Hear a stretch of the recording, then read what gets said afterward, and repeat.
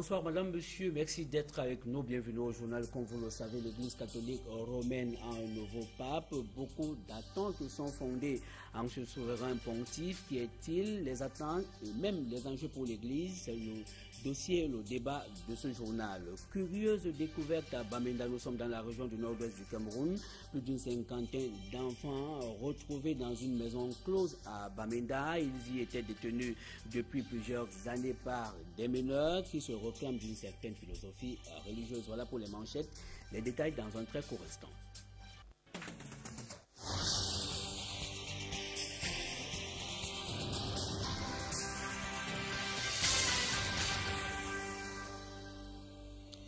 Merci une fois de plus, madame, monsieur, de nous retrouver sur le 20h. Tout de suite, notre dossier consacré à l'élection du pape. Notons que le premier jour du pape François en tant que souverain pontife au sein de l'église catholique, c'était ce jeudi.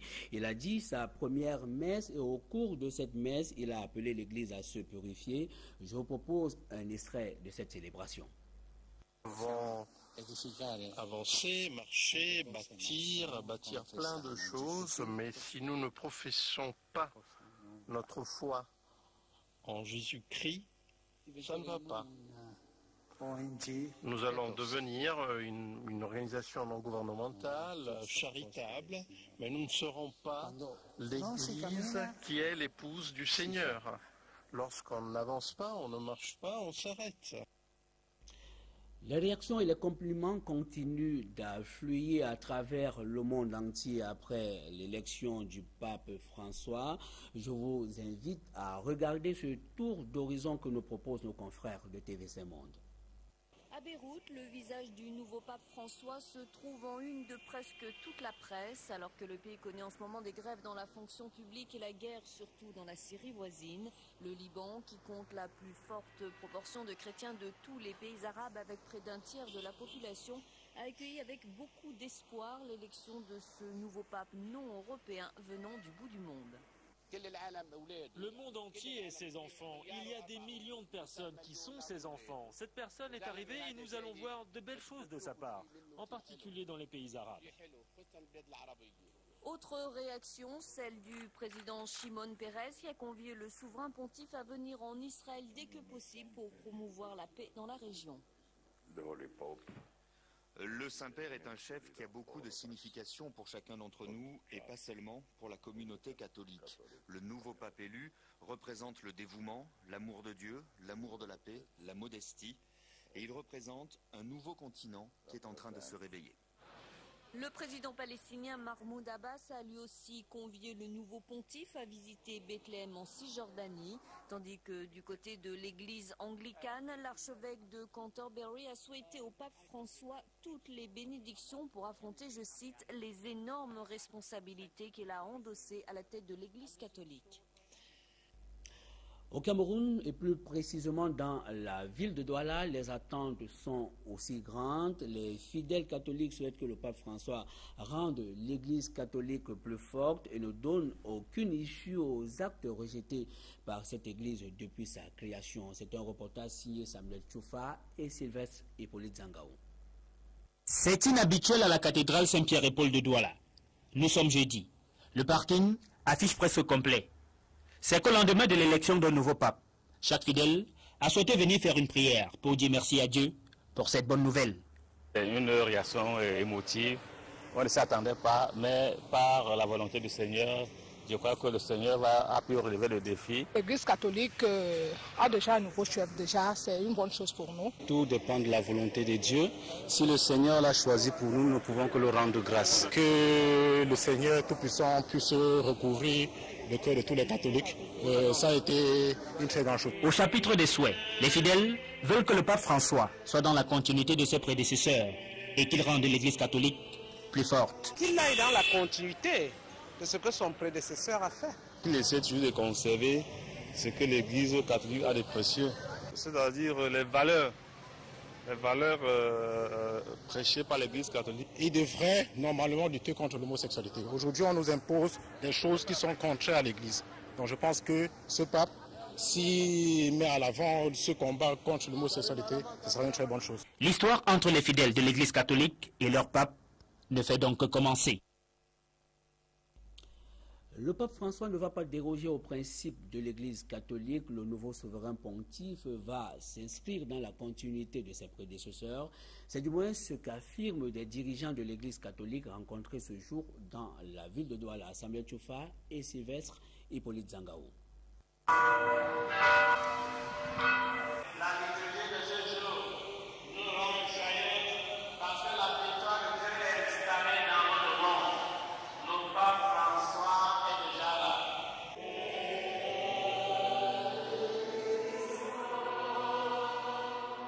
En célébrant la messe de midi ce jeudi, le révérend père Christophe Nguekoum, vicaire à la cathédrale Saint-Pierre et Paul de Douala, ne pouvait pas passer à côté de la joie qui anime l'Église catholique depuis l'élection de son nouveau pape. Une joie partagée par ses pairs. Une joie immense, parce que l'Église n'est pas longtemps restée sans son chef et que le Seigneur nous ait donné si rapidement un successeur à l'apôtre Pierre. Ça ne peut que nous remplir le cœur de joie. Rendre grâce à Dieu parce qu'il continue à montrer que c'est lui qui guide son Église, c'est lui qui continue à diriger la barque de Pierre. Que l'on dise du pape François, progressiste ou conservateur, les pasteurs du Christ pensent que ce sont les termes dont l'Église n'a nullement besoin. Étant universelle, l'Église catholique ne saurait plier le genou devant des pratiques qu'elle a toujours rejetées. Le pape François, affirme-t-il, va simplement suivre le chemin tracé par ses prédécesseurs. Il n'y a pas cette division dans l'Église. Conservateur, progressiste, ça c'est des divisions de la gestion politique du monde. Dans l'Église, nous avons un dépôt de la foi qu'il faut conserver. C'est ça le rôle de l'Église. Donc c'est un pasteur qui veut continuer à présenter l'image de l'Église que Benoît XVI nous a laissée. Une église humble. L'église a sa position. Est-ce que si le prêtre ne marie pas, il ne conduit pas le peuple de Dieu vers le ciel, pourquoi épouse? Si tous ceux qui se marient, est-ce qu'ils dépassent l'église catholique en quoi? Tous ceux qui ne sont pas mariés, est-ce qu'ils ne font pas la parole de Dieu, ne font pas le travail de Dieu? Ce débat n'est pas tellement...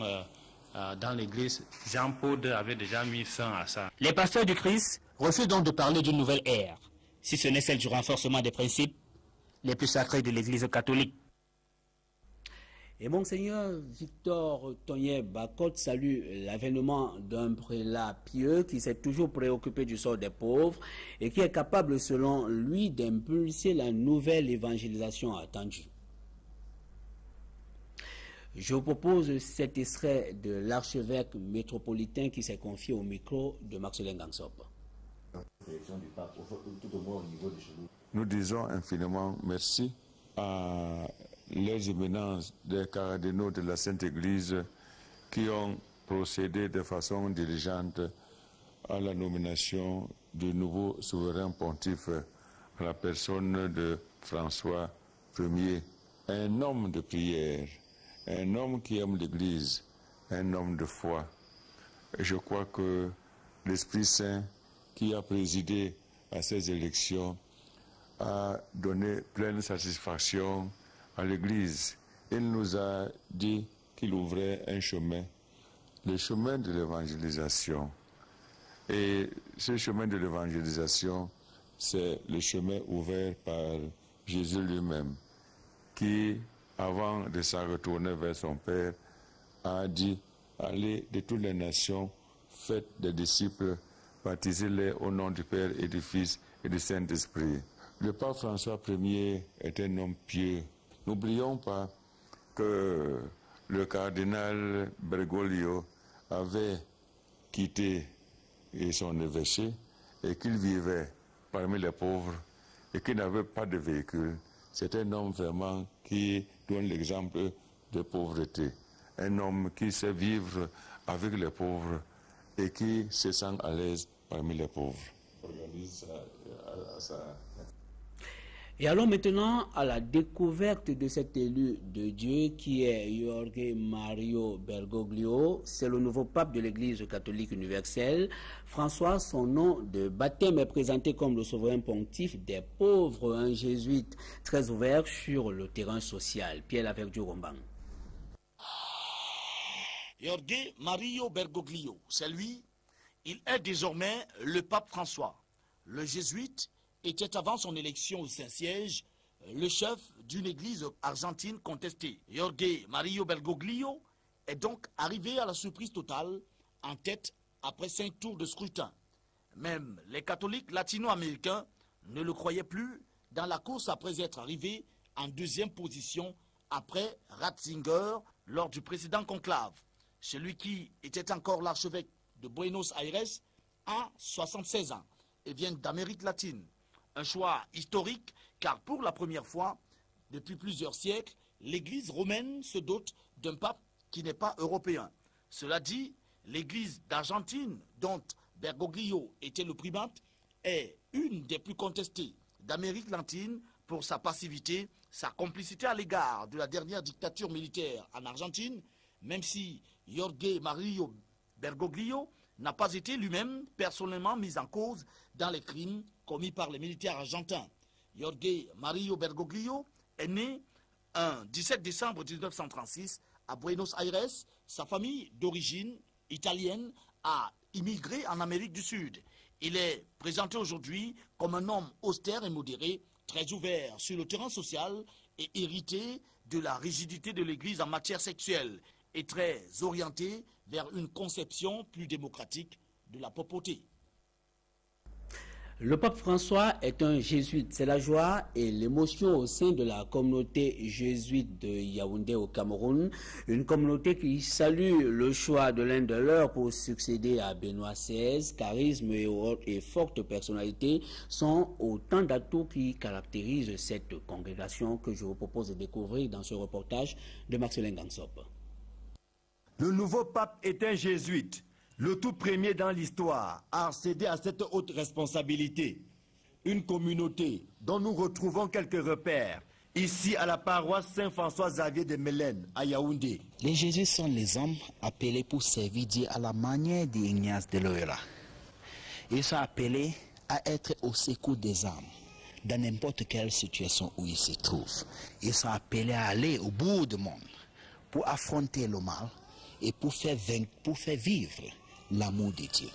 Les jésuites appartiennent à la grande famille de l'Église catholique. Un peuple chrétien désormais porté en triomphe avec l'élection mercredi du pape François Ier.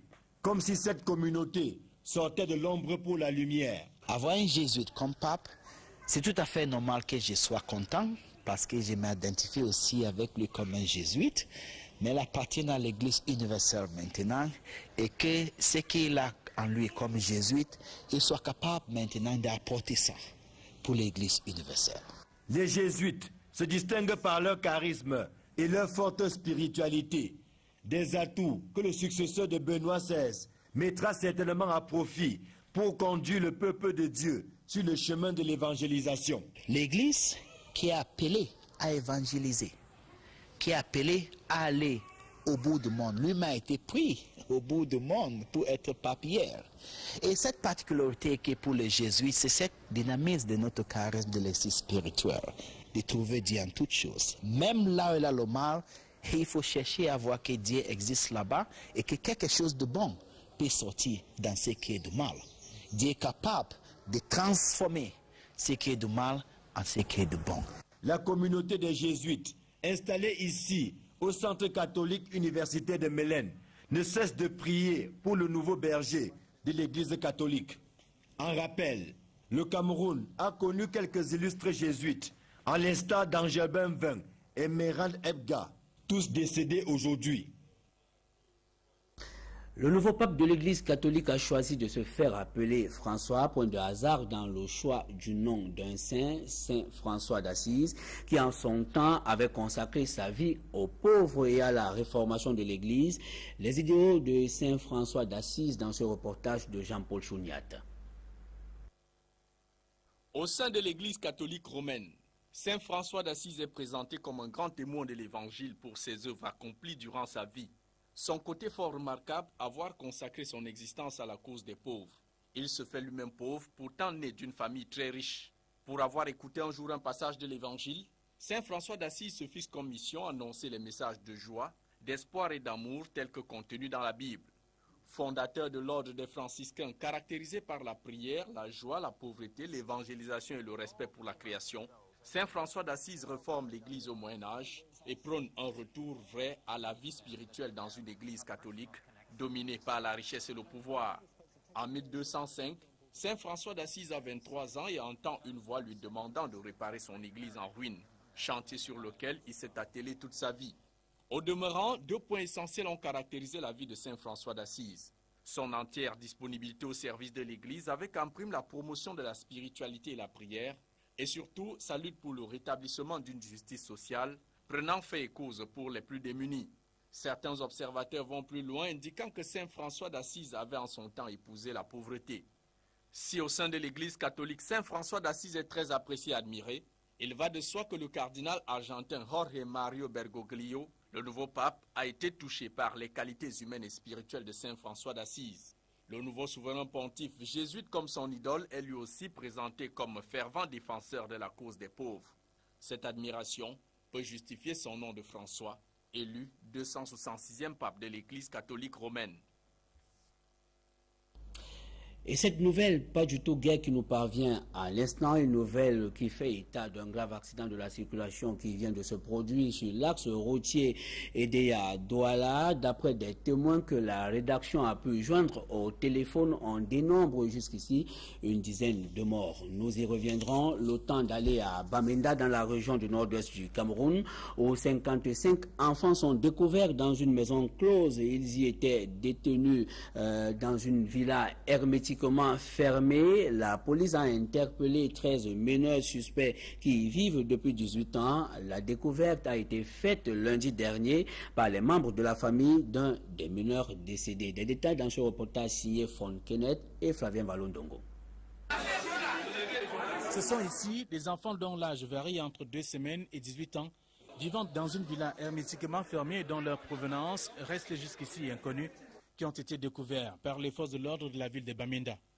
Les sources affirment que leurs encadreurs vivent dans le quartier depuis 18 ans environ et disent être des évangélistes. Je suis un évangéliste et non un pasteur. Je n'ai pas d'église ici. J'enseigne la parole de Dieu à tout le monde, n'importe où je trouve un individu. C'est à la suite du décès d'un membre des lieux que le poteau rose a été découvert. La descente sur le terrain du chairman Nidjon Fundi n'a pas réussi à calmer la fureur de la population qui voulait en découdre avec ceux qui sont qualifiés ici de trafiquants d'enfants. Je le jure devant Dieu, je suis innocent. Je ne me reproche de rien.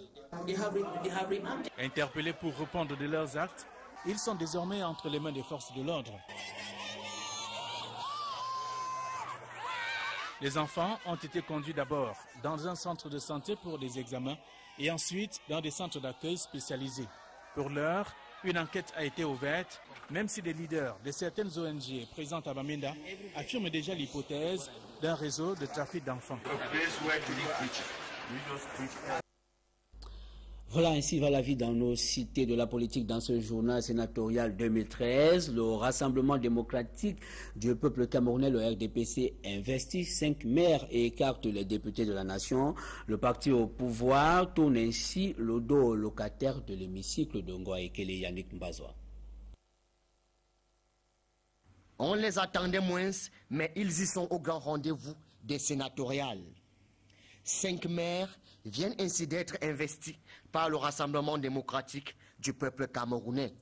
Il s'agit de Mahamad Abdul Karim, maire de la commune de Kousseri, dans la région de l'extrême nord, Abba Boukar, maire de la commune de Mora, toujours dans l'extrême nord, Mbela Moki Charles, maire de la commune de Boya, dans la région du sud-ouest, King Simon, maire de la commune de Nkondjok, dans la région du littoral, et Nicole Okala Bilay, maire de la commune de Mbangassina, dans la région du centre. Malheureusement, la candidature de Kavayegue Djibril a été rejetée par le parti, ainsi que celle de tous les autres députés. Autre grande tête investie par le parti au pouvoir pour ces sénatoriales, Simon Achidi Achou, Bader Ndangandinga, Sylvestre Naondoa, François Xavier Ngoubeyou, pour ne citer que celle-là. Le parti au pouvoir, dans sa liste, a aussi mis en exergue le genre en investissant au moins une femme par région.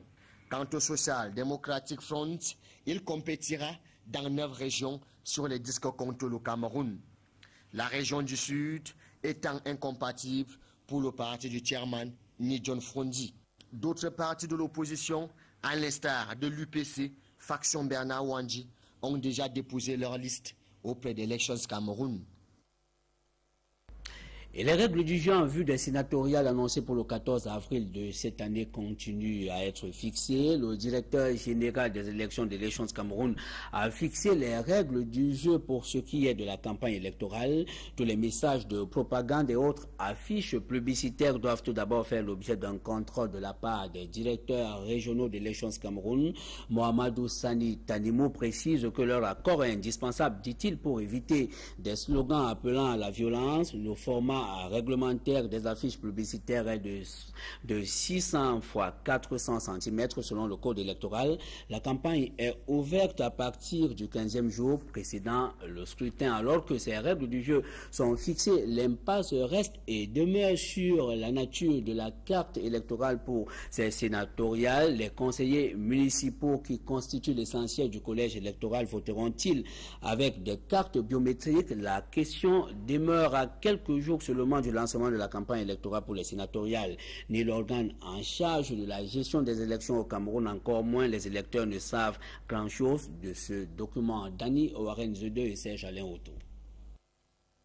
Les 259 grands électeurs du Vouri pour les sénatoriales d'avril 2013 savent certes déjà qu'ils voteront dans 4 bureaux de vote au collège Alfred Sacker à Douala, mais la grande inconnue reste à quelques jours du grand rendez-vous, la forme de la carte d'électeur. Les élections sénatoriales vont intervenir juste 2 semaines après la clôture.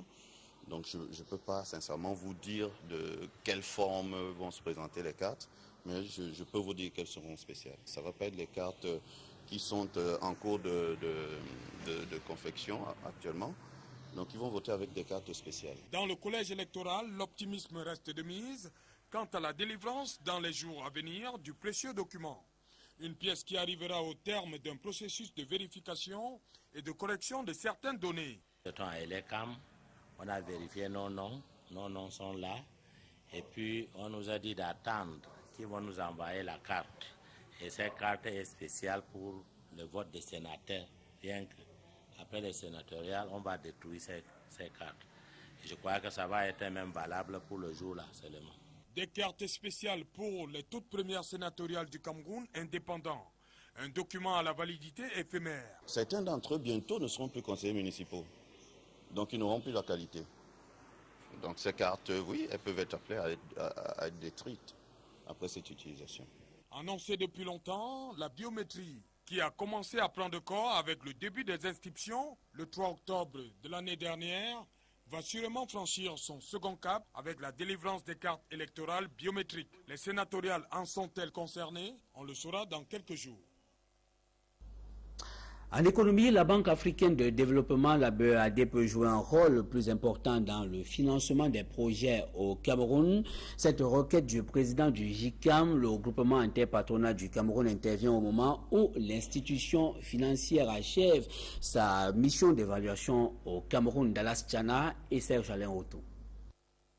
Après le secteur public et au terme de son séjour au Cameroun, les experts de la Banque africaine de développement ont tenu à rencontrer ceux du secteur privé pour faire le point sur l'environnement des affaires, la gouvernance et comprendre les difficultés. Nous retenons qu'il y a un dialogue constructif et permanent donc, avec le gouvernement que nous encourageons.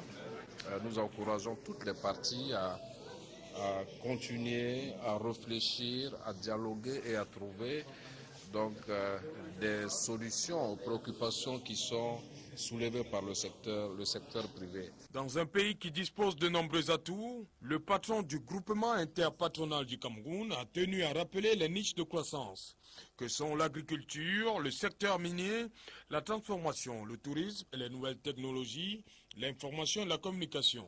Des priorités pour accompagner les pouvoirs publics et les entreprises du secteur privé. Nous estimons que la banque n'est pas assez visible dans le soutien au financement des entreprises au Cameroun et sans doute dans d'autres pays du continent.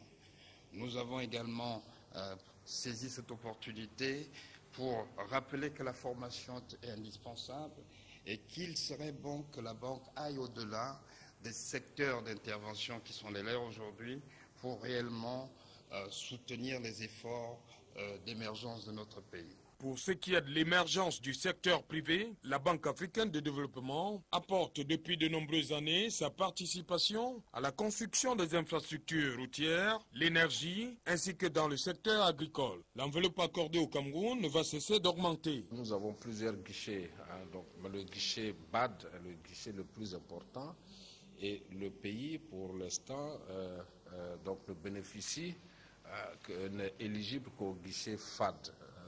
Il y a que le Premier ministre a souhaité il puisse avoir une graduation et que le pays puisse aller donc au guichet BAD. Cela, je pense que va se faire parce que les conditions sont pratiquement réunies pour que le pays ait accès à davantage de ressources. Ce sera aussi bien pour le public que pour le privé. L'émergence du Cameroun à l'horizon 2035 passe forcément par là. Et de l'information publicitaire pour refermer la première partie de ce journal, le gain de temps change avec Orange Money. 10 Camerounais viennent de se voir offrir des lots dans un voyage pour 2 à Dubaï. Ils ont simplement effectué un transfert d'argent. Ils ont reçu leur lot dans une ambiance particulière à l'agence Orange à la Soudanaise, c'est dans la ville de Douala. Le premier de la série de gagnants. Et c'est tout à l'heure qu'on dira ce qui gagne. Monsieur vous êtes le gagnant d'un super lot qui va vous être donné par Mme Thérèse Chana, qui est le chef d'agence Orange Cameroun à Douala, Soudanaise. Ambiance des grands jours à Orange Cameroun, agence la Soudanaise située au quartier Aqua à Douala. Des heureux faisant partie d'une liste de 10 qui ont payé leur facture à travers Orange Money ou en faisant simplement un transfert d'argent. Des lots aussi divers que variés dans la grande gibetière. Merci beaucoup et merci d'avoir fait Orange Money. Merci beaucoup et merci d'avoir fait Orange Money. Des crédits de communication, des téléphones portables multimédia, tout simplement parce qu'ils ont cru en Orange Money. De crédit de communication parce qu'il a fait une simple opération au dièse 150 dièse et on rappelle que c'est gratuit. Dièse 150 dièse, c'est gratuit pour envoyer de l'argent ou payer des factures. Et ça, Nongland Steve Briand n'oubliera pas de sitôt le jour où il a effectué le geste simple. Il gagne un chèque de voyage pour séjour pour 2 à Dubaï. Je suis abonné Orange Money depuis 2011. J'effectue mes transferts et j'achète mon crédit de communication tout le temps à partir de ce service. Et aujourd'hui, j'ai eu la chance d'être le gagnant. Je vais en profiter de mon voyage, mon séjour à Dubaï avec une personne que je ne connais pas encore, je choisirai. Un autre service chez Orange qui offre la chance aux abonnés. Et à Orange Cameroun, il suffit de souscrire à Orange Money. On a plusieurs produits, dont notamment Orange Money. Et aujourd'hui, nous sommes en train de récompenser un client et plusieurs clients même, je dirais, qui ont utilisé Orange Money. Orange Money, c'est très simple. La souscription, elle est gratuite. Aujourd'hui, il y a beaucoup de personnes qui n'ont pas de compte bancaire. Orange leur offre la possibilité d'accéder au monde de la thésaurisation, c'est-à-dire de pouvoir avoir leur propre porte-monnaie électronique, de pouvoir se déplacer avec un code secret, avec de l'argent sur leur mobile. C'est ça qu'on offre à nos clients. Et avec ce porte-monnaie électronique, les clients peuvent acheter du crédit sans se déplacer, ils peuvent payer des factures d'eau, d'électricité, de téléphone. Ils peuvent également faire d'autres transactions comme se réabonner à Canal Horizon. C'est une innovation aussi d'Orange. Donc, ils peuvent aussi faire des transferts d'argent à d'autres personnes, même si ces personnes n'ont pas ouvert leur compte Orange Money. Il suffit simplement que ces gens-là soient clients Orange et ils pourront se présenter dans un point de vente agréé Orange Money et récupérer l'argent qui leur a été transféré par un autre abonné Orange. Autant de facilité pour envoyer et recevoir de l'argent à travers Orange Money, car le gain de temps change avec Orange Money. Voilà, madame, monsieur, c'est la fin de la première partie de ce journal. Je vous invite à présent nous retrouver dans la seconde manche consacrée au débat. C'est juste après l'indicatif.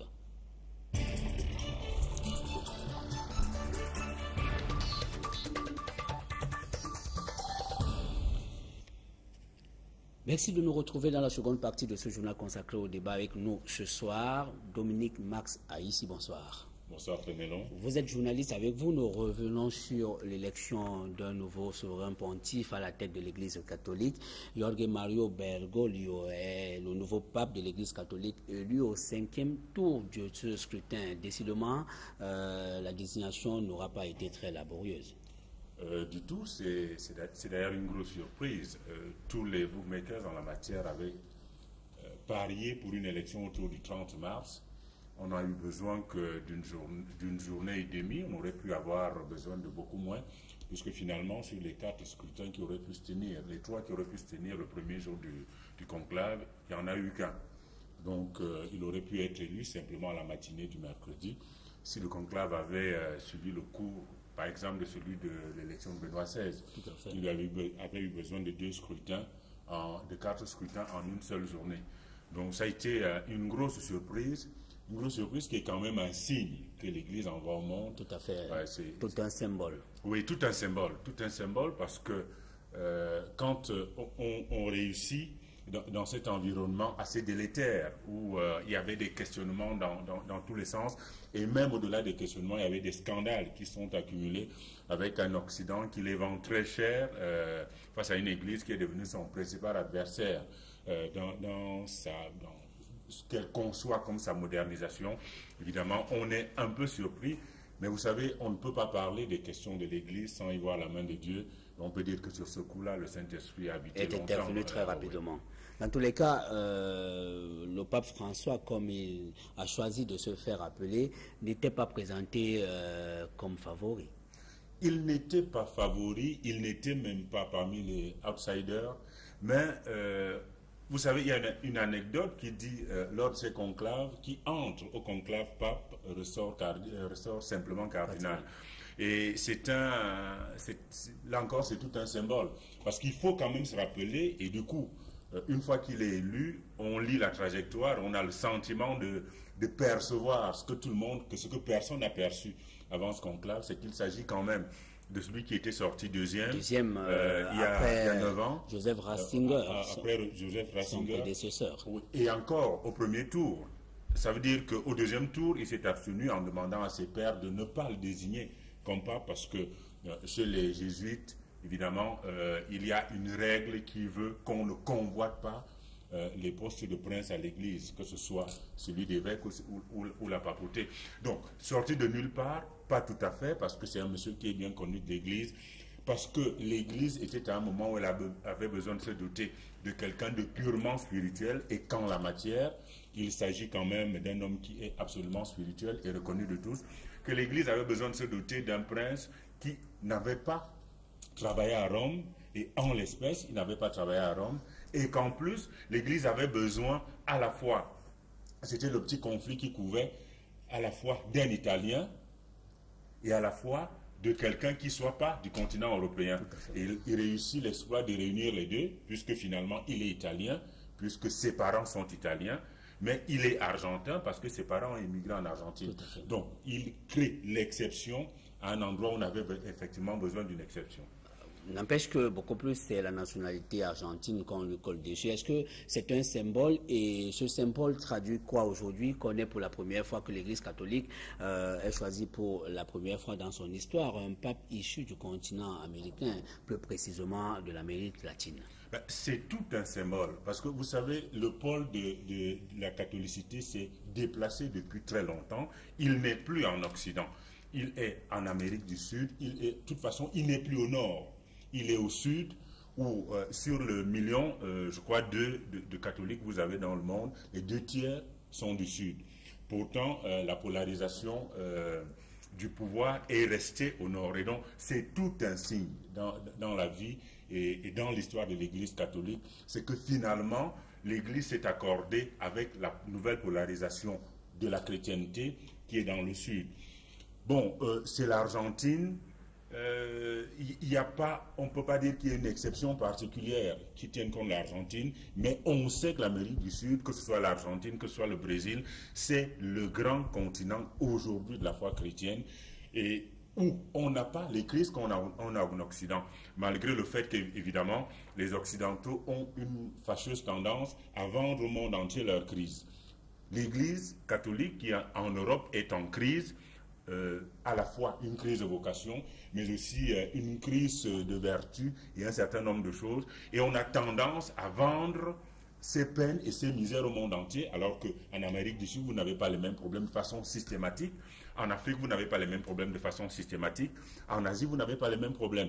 Donc, l'arrivée d'un pape qui vient d'Argentine, d'Amérique du Sud et finalement du Sud par rapport au Nord est effectivement révélatrice d'une Église qui se renouvelle et qui s'oriente vers sa nouvelle modernité qui est effectivement tournée vers les nouveaux continents. Mais alors, est-ce qu'on n'aurait pas souhaité davantage avoir un pape issu du continent européen, ce continent qui est manifestement, comme vous venez de l'évoquer, pratiquement en berne quant à la foi, ou alors qui connaît beaucoup de soubresauts dans son Église? Ça aurait été difficile, d'ailleurs personne ne l'aurait vraiment vendu. Vous savez, au matin du début de ce conclave, il y a clairement eu, et ça c'est cette source interne, comme un besoin de changer de continent. C'est peut-être aussi la raison pour laquelle finalement François Ier s'est détaché aussi facilement. C'est-à-dire qu'il y a eu comme un consensus sur le fait que le pape ne devait pas être européen, pour deux raisons au moins. La première, c'est qu'il y a un affrontement systématique aujourd'hui entre l'Église et l'Occident, sur le plan des valeurs. Après avoir fondé l'Occident, parce que qu'on le veuille ou pas, l'Occident est la fondation de l'Église. C'est l'Église qui est la mère de l'Occident. Après avoir fondé, aujourd'hui on est comme dans une sorte de parricide, où le fils est en train de vouloir manger sa mère, enfin matricide certainement, où le fils veut manger sa mère. Et donc, dans cet affrontement-là, il est impossible, quasiment impossible aujourd'hui, qu'un occidental, que quelqu'un du Nord vende les vertus de l'Église pour la simple raison que les vertus que représente l'Église sont celles que conteste l'Occident. C'est pour ça qu'il me semble assez judicieux, et j'y vois bien la main de l'Esprit Saint, moi qui suis un croyant, que l'on soit allé chercher ailleurs un pape et dans un continent qui représente en réalité l'Église aujourd'hui en tout ce qu'il est de vital, de qualitatif, de vertueux. Et vous qui connaissez très bien l'Église catholique, est-ce que le débat qui est soulevé en ce moment entre les conservateurs et puis les progressistes, est-ce que c'est un débat qui a cours au sein de l'Église catholique? Est-ce que ce débat vaut? C'est un débat qui a cours. C'est un débat qui a cours et on ne peut pas dire qu'il ne vaut pas. Parce que, je vous le dis, il y a un affrontement entre l'Église, c'est-à-dire l'institution, et l'Occident, c'est-à-dire la progression, l'histoire du monde. Et donc, dans cet affrontement, si vous osez dire qu'à l'intérieur de l'Église, il n'y a pas un courant qui représente la volonté de l'Occident d'évoluer dans cette sorte de pensée qui croit que tout est possible, qui relativise tout. En fait, c'est du relativisme, qui pense qu'on peut arriver à tout, que rien n'est plus nécessaire et que tout est accessible selon que la volonté populaire et qu'une certaine vision le vende. Si vous pensez que cette vision est absente de l'Église, vous vous trompez, parce que l'Église siège à Rome. Et l'homme est au cœur de l'Occident, cet Occident-là qui est représenté aujourd'hui par l'homosexualité, par l'avortement, par le besoin de voir les prêtres se marier, par le besoin de voir les femmes ordonnées prêtres. Ça, c'est des courants qui existent à l'intérieur de l'Église, même si, en réalité, et c'est en ça que l'Église va certainement rester un modèle, qu'on le veuille ou pas, c'est que l'Église doit être un phare. Elle est depuis la nuit des temps un phare, c'est-à-dire que c'est quelque chose qui montre l'orientation et donc qui n'est pas censé se plier aux volontés des hommes. Voilà. Et les volontés des hommes aujourd'hui sont évidemment dans le renouvellement, dans le sens de tout ce que l'Europe apporte aujourd'hui, l'Occident apporte aujourd'hui comme relativisme. Voilà, beaucoup d'attentes sont néanmoins fondées en ce nouveau souverain pontife. Est-ce que vous pensez qu'il pourrait relever autant de défis? Aujourd'hui, le pape François a appelé au cours de sa première messe qu'il a dite à la purification de l'Église. Est-ce que vous avez le sentiment aujourd'hui que ça va mal au sein de l'Église catholique? Écoutez, quand c'est dit d'un pape le lendemain de son élection, on ne peut quand même pas faire la fine bouche. Quand le pape dit, vous savez, Jean-Paul II, quand il a été élu, il a dit « n'ayez pas peur ». parce qu'il arrivait au lendemain d'un pape qui avait été assassiné et qu'il était, on était dans une sorte d'ambiance délétère. Benoît XVI vous a convié à poursuivre les chemins de Jean-Paul II. Et là, vous avez un pape qui arrive et qui vous dit « purifions-nous ». Ça veut dire, et d'ailleurs, quand vous le voyez, vous comprenez bien que les cardinaux ont envoyé un message au monde. Au-delà de ce que le monde estime, l'Église va rester ce qu'elle est. C'est-à-dire qu'un phare qui montre une direction. Et donc, quand il dit aujourd'hui, purifions-nous, mais parce qu'il sait, et c'est probablement aussi la raison à ce que nous avons dit précédemment, c'est que le mal est dans le fruit. Le problème qui se pose aujourd'hui à l'Église n'est pas le discours politique occidental, mais c'est l'adhésion d'une partie de la curie à ce discours politique, l'infection de la curie romaine, où évidemment vous avez une curie qui est très dure, hein, où on est présenté comme des lions avec de la bureaucratie et une machine très huilée à faire à la fois tirer les choses vers le bas, mais à pouvoir rénover également. Donc, effectivement, qu'il y a un problème dans l'Église. Et ce pape est honnête et d'une simplicité extraordinaire de le dire à ses pairs. C'est une humilité remarquable. Oui, absolument. Merci Dominique Max Aïssi. Merci d'avoir accepté ce plateau. Nous sommes arrivés au terme de ce journal. Madame, Monsieur, merci de nous avoir suivis. C'est la fin de ce journal. Restez connectés sur les programmes d'Equinox Télévision. Je vous reviens demain lorsqu'il sera 20h. Bonsoir.